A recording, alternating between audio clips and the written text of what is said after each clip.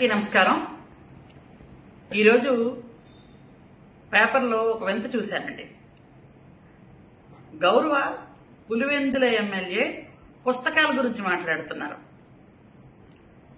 బాబు, Pulivendula MLA గారు జగన్మోహన్ రెడ్డి గారు, మీకు చదువులు పుస్తకాల గురించి కూడా తెలుసా? మీరు ఎక్కడ చదువుకున్నారు? మీ స్కూల్ ఎక్కడ చదివారు? కాలేజ్ ఎక్కడ చదివారు? ఏ యూనివర్సిటీలో చదివారు? ఎంతవరకు చదివారు? మీకు చదువుల గురించి తెలుసా? మీరు లోకేష్ బాబు గారి గురించి మాట్లాడతారా? లోకేష్ బాబు గారు ఎక్కడ చదువుకున్నారో మీకు తెలుసా అసలు? దాన్ని స్టాన్ఫర్డ్ యూనివర్సిటీ అంటారు. మీరు పలకడం కూడా రాదనుకోండి, అది వేరే విషయం. స్టాన్ఫర్డ్ యూనివర్సిటీలో చదువుకోవాలంటే ఇది ఉండాలి. తెలివితేటలు, విజ్ఞానం ఉంటేనే అక్కడ సీట్ వస్తుంది. డబ్బులు ఇచ్చి కొనుక్కున్నది కాదు అది. అక్కడ చదువుకొని వచ్చినటువంటి ఒక ఉన్నతమైన భావాలున్నటువంటి వ్యక్తి ఆయన తీసుకున్న నిర్ణయానికి మీరు మాట్లాడుతున్నారా? మీరు రాత్రిపూట ఆత్మలతో మాట్లాడి తీసుకున్న నిర్ణయాలు కాదివి. పూర్తిగా నిపుణులతో మాట్లాడి నిర్ణయాలు తీసుకునే శక్తి, సామర్థ్యం మా లోకేష్ బాబు గారికి ఉన్నాయి. ఆయన ఎవరు కొడుకు? అసలు పని అంటే ఏమిటి, అభివృద్ధి అంటే ఏంటి, సంక్షేమం అంటే ఏంటి అని తెలిసినటువంటి చంద్రబాబు నాయుడు గారి అబ్బాయి. అలాగే ఆయన చదువుకునే యూనివర్సిటీ, ఆయన చదువు, ఆయన ప్రవర్తన, ఆయన తాలూకా ఈరోజు పరిపాలనా సామర్థ్యం, ఇవన్నీ కూడా ప్రజలకు చెప్తున్నాయి. మీరేమో పరిపాలన గురించి, చదువుల గురించి, సామర్థ్యాల గురించి మాట్లాడకండి. అందరికీ జోక్గా ఉంది. మీరేం చదువుకున్నారో మీకు తెలీదు, మాకు తెలీదు, ఎవరికీ తెలియదు. మీరేమో చదువు గురించి మాట్లాడుతున్నారు.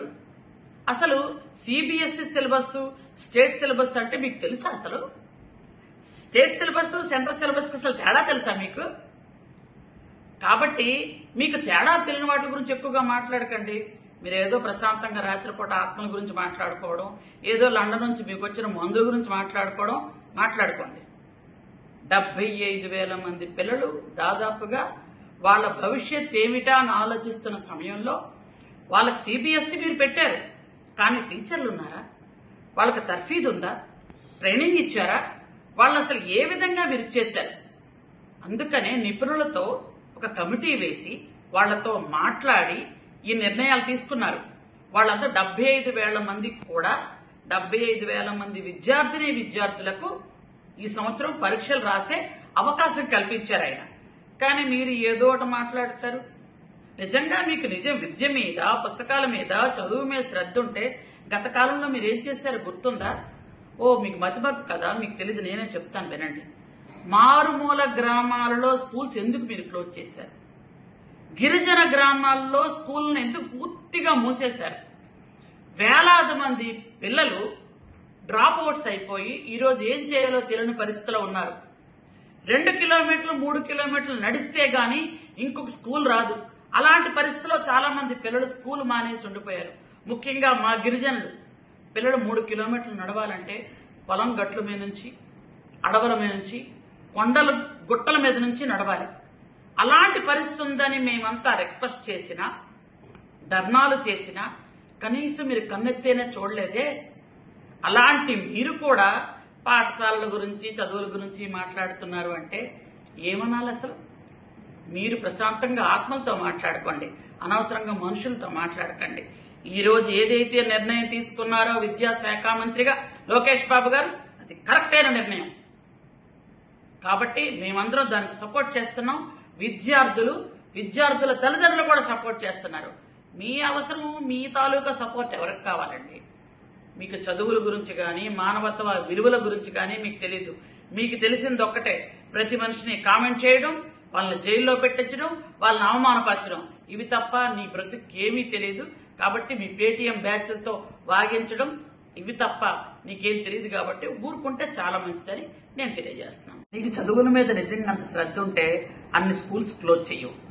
నీకు ఉపాధ్యాయుల్ని మద్యం షాపుల దగ్గర కాపలా పెట్టినప్పుడే నీకు ఉపాధ్యాయుల మీద ఎంత శ్రద్ధ ఉందో అందరికీ తెలిసింది.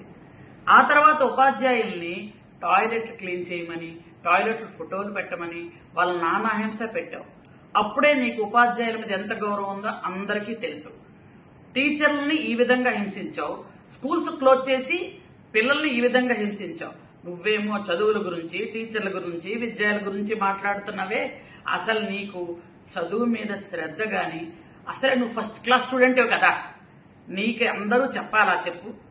ఎందుకంటే ఎప్పుడు ఖాళీ ఉంటే అప్పుడు ఒక వీడియో తీసి బయట పెట్టే పరిస్థితి ఎప్పుడు తెచ్చుకోకు. నువ్వు నిజంగా నిబద్ధత ఉంటే బుద్ధి జ్ఞానంతో ప్రవర్తించాలో ఆలోచించుకొని మెలిగితే చాలా మంచిది. Thank you.